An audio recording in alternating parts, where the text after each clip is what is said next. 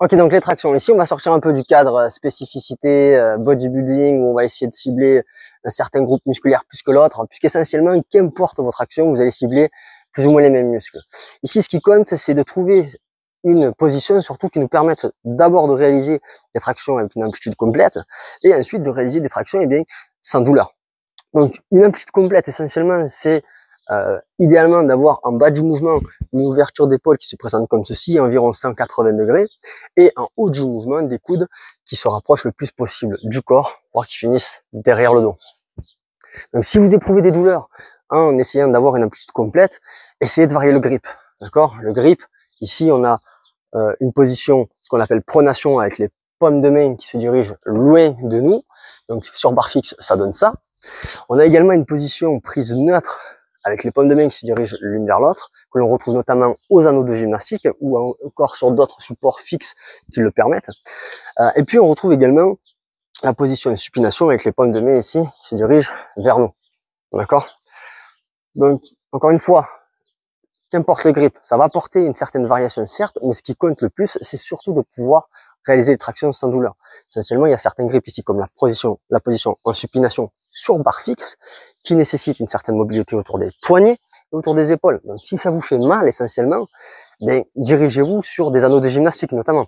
C'est un outil fabuleux qui va vous permettre de réaliser les tractions de façon un peu plus naturelle. Ça suit un cheminement technique un peu plus naturel pour vos articulations. Donc ça, je vous invite vivement à vous en procurer si vous éprouvez des douleurs. Et puis même si vous en éprouvez pas, je trouve que les anneaux de gymnastique, c'est un excellent investissement. Je vous mettrai un lien dans la description pour ceux que ça intéresse notamment.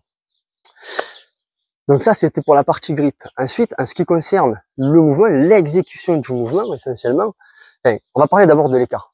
L'écart, là aussi, on en parle souvent, il y a beaucoup de débats, mais là aussi, essentiellement, vous devriez avoir un écart qui est plutôt naturel d'entrée de jeu. D'accord? N'essayez pas d'avoir un écart super grand dès le début pour essayer de cibler un peu plus le dos ou trop près pour essayer de cibler un peu plus les fléchisseurs de coude. Ce qui compte ici, et je fais cette vidéo, c'est surtout pour qu'on puisse réaliser, que vous puissiez réaliser des tractions correctement. Donc essentiellement, naturellement, pour la plupart des gens, c'est environ une largeur d'épaule. D'accord? Évidemment, si vous éprouvez une douleur, expérimentez. Essayez d'écarter un peu plus ou de vous rapprocher un peu plus. Mais souvent, c'est le grip, le facteur numéro 1 qui pose problème. D'accord? Souvent, pas tout le temps. Donc, ici, je vous montre l'exécution de votre action. Je viens en suspension ici. Donc ici, en bas du mouvement, je suis bras tendu. J'inspire en bas du mouvement ici. Et je viens souffler en haut du mouvement.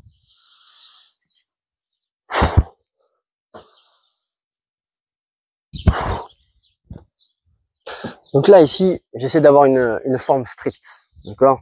La hauteur me le permet. Je maintiens mes jambes tendues.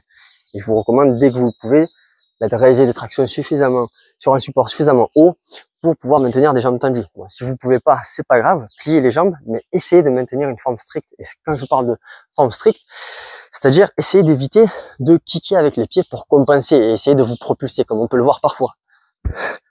D'accord? Essayez d'éviter de kicker avec les pieds. Ok? Le principe est le même. Dès que vous avez votre programme et que vous êtes capable de réaliser des tractions avec une forme stricte, respectez le schéma de répétition qui est prescrit dans votre programme, continuez de surcharger. Donc à l'aide d'une veste lestée notamment, ou encore d'une ceinture de lest. Bien sûr, vous pouvez également jouer avec le tempo, et comme ici on privilégie notamment la surcharge via des charges externes, voilà, je vous invite à vous procurer une ceinture de lest